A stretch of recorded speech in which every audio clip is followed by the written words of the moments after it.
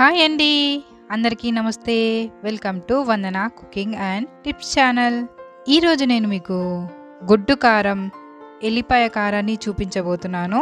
ఎప్పుడైనా మీకు వంట చేయాలని లేకపోయినా, లేదంటే ఏది తినాలనిపించినప్పుడు ఇలా డిఫరెంట్గా వెల్లుల్లి కారం చేసుకొని తింటే ఎంతో బాగుంటుంది. 5 నిమిషాల్లో చేసేసుకోవచ్చు. అంతేకాకుండా స్టవ్ కూడా ఆన్ చేయాల్సిన అవసరం లేదు. అంత ఈజీ రెసిపీ ఇది. దానికోసం నేను మిక్సీ జార్ తీసుకున్నాను. ఇప్పుడు నేను 1/2 కప్ వెల్లుల్లి రెబ్బల్ని మిక్సీ జార్లో వేసుకున్నాను.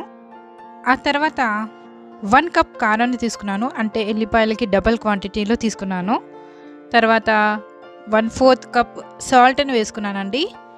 ఇప్పుడు కొద్దిగా పుట్నాల పప్పును కూడా వేస్తున్నాను. వీటన్నిటినీ మిక్సీ పట్టేసుకున్నాను. అంతేనండి, గొడ్డు కారం, ఎల్లిపాయ కారం రెడీ అయిపోయింది. దీన్ని ఇలా గాజు పాత్రలో కానీ ప్లాస్టిక్ డబ్బాలో కానీ వేసి పెట్టుకుంటే ఎన్ని రోజులైనా నిల్వ ఉంటుంది. ఇలా ఈ గొడ్డు కారాన్ని వేడి వేడి అన్నంలో నెయ్యి వేసుకొని తింటే ఎంతో బాగుంటుందండి. అసలు ఎలాంటి కర్రీ అవసరం లేదు. ఎంత అన్నం తిన్నా ఇంకా తినాలనిపిస్తుంది. అంత టేస్టీగా ఉంది. ఈ రెసిపీ నచ్చితే లైక్ చేసి షేర్ చేయండి. మరిన్ని రెసిపీస్ కోసం నా ఛానల్ని సబ్స్క్రైబ్ చేయండి. పక్కనే ఉన్న బెల్ ఐకాన్ని క్లిక్ చేయండి.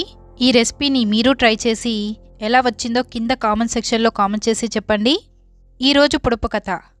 నా నిండా రంధ్రాలే, అయినా నీటిని భలే పట్టి ఉంచగలను. నేనెవర్ని? ఆన్సర్ తెలిస్తే కింద కామెంట్ సెక్షన్లో కామెంట్ చేయండి. జవాబు స్పాంజ్ అండి. మరి ఒక మంచి రెసిపీతో మీ ముందు ఉంటాను.